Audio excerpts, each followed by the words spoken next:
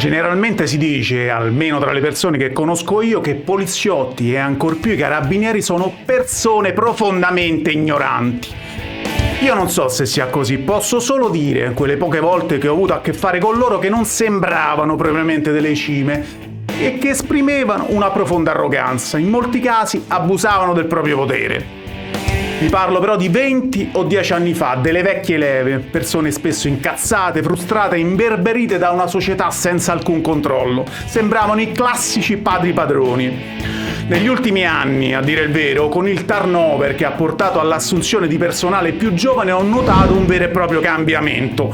Organico, mediamente più gentile, disponibile ed educato. Sarà perché sono arrivati gli smartphone e la possibilità di fare video? Sarà perché si sono finalmente abbandonati dei medievali retaggi culturali? Oppure un mix delle due o più cose?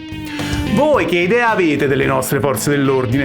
Che idea avete di polizia e carabinieri? Vi sentite protetti? Tranquilli?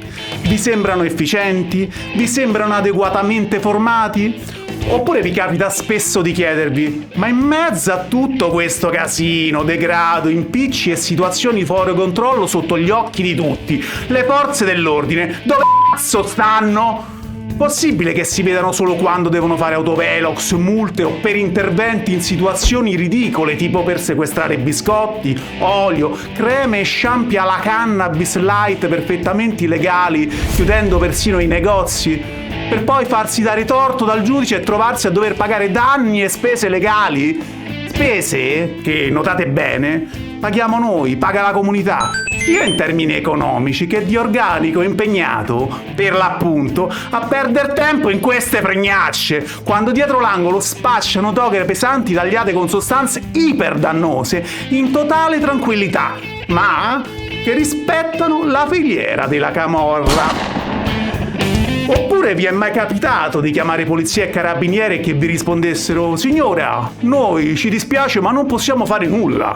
Oppure: signora, non possiamo intervenire, le nostre auto sono già impegnate in un intervento, e certo, state a sequestrare i biscotti. Quindi, non ho capito, prendete una decisione, Cristo santo. Pensate che le forze dell'ordine siano mentalmente e fisicamente adeguatamente preparate? O siete dei marci complottisti come me che credono siano messe lì persone volutamente impreparate affinché il caos regni sovrano per far sì che continuino a magnarci quelli che ci magnano?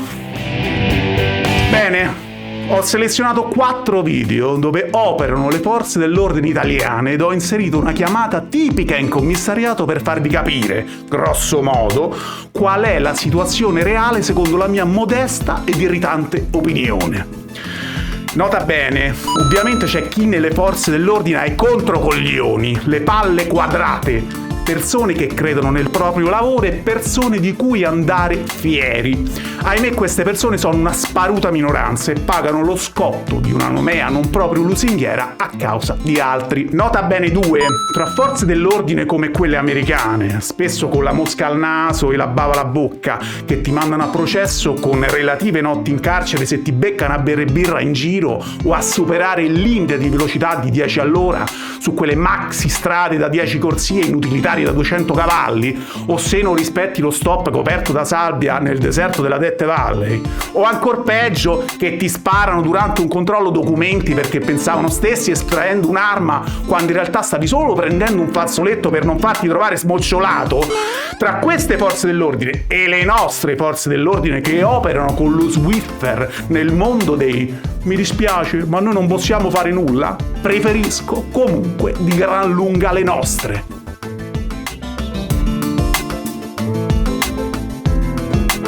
Adios.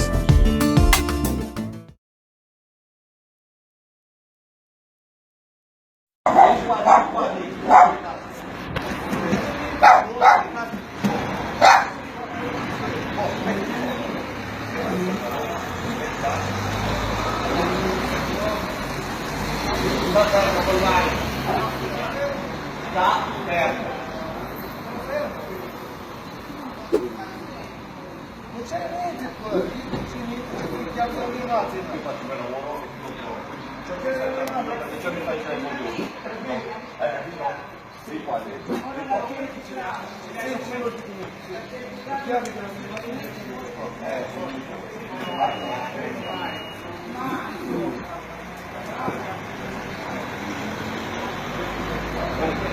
Fate voi se devono venire 4 pattuglie della polizia da questo coglione qui.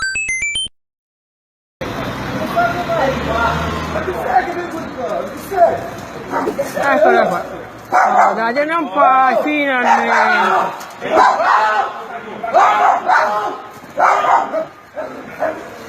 Eccola qua, questa.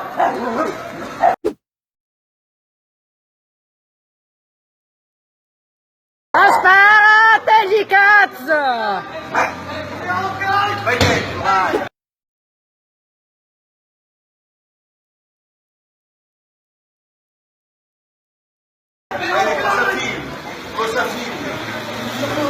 Questo è qua, è quello che succede a casa mia tutti i giorni! Sta roba, tutti i giorni! Tutti i giorni, su tutti i giorni è questa scena, tutti i giorni! Tutte queste cose qua, tutti i giorni, siamo esasperati! Continua a chiamare la polizia, sua moglie. Lui, sempre lui, ha un Mercedes! Questo qua abita lì! È sempre di tutti i giorni spacca i coglioni. Queste sono le scene che vediamo tutti i giorni. Se siamo esasperati nessuno fa un cazzo.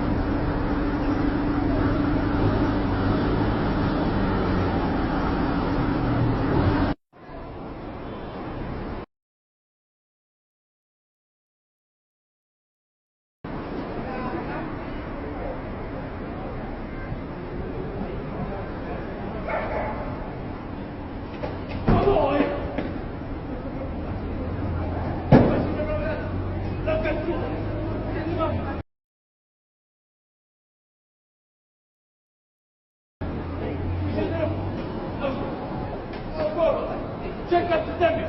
No! Quando mi chiamo un cazzo di valore!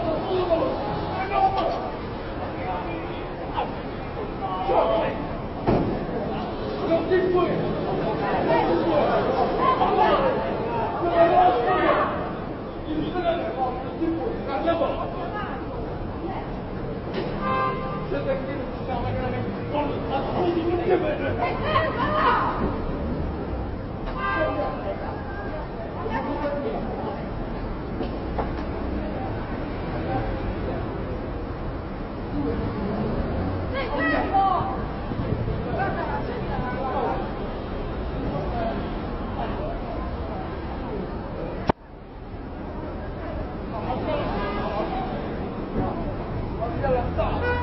Ma vi dà la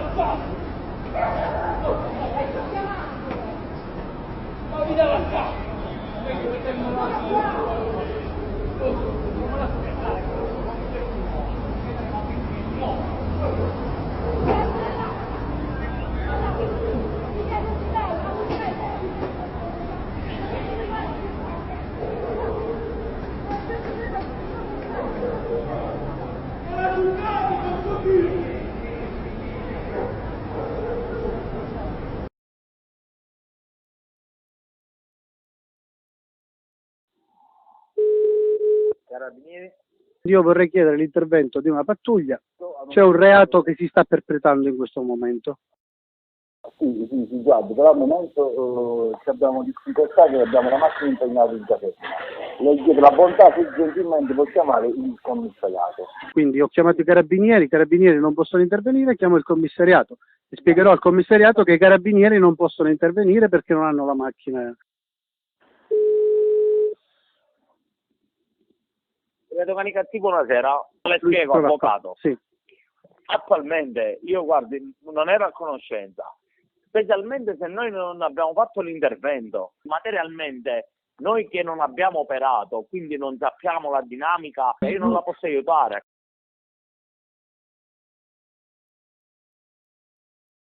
Il Taser X2 è un dissuasore che fa uso di impulsi elettrici per inibire i movimenti del soggetto colpito.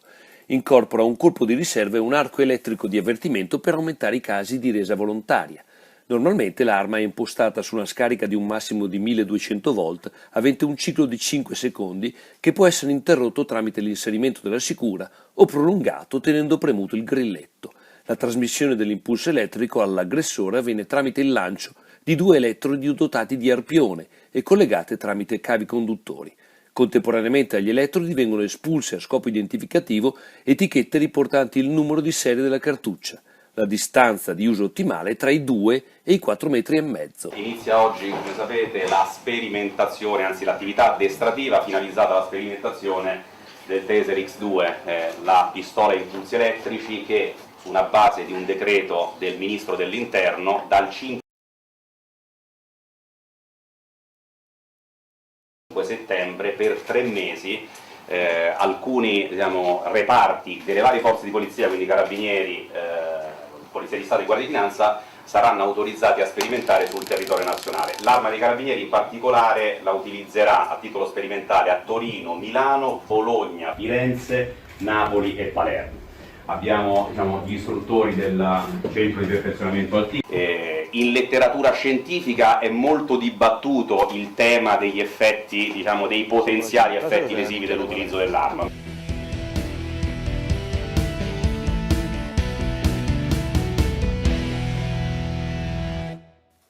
Il Taser è in dotazione alle forze di polizia di 107 paesi. La nostra Polizia di Stato ha formato il personale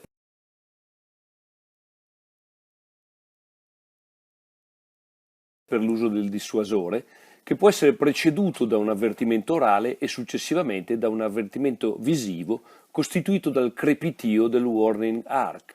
Secondo la dottrina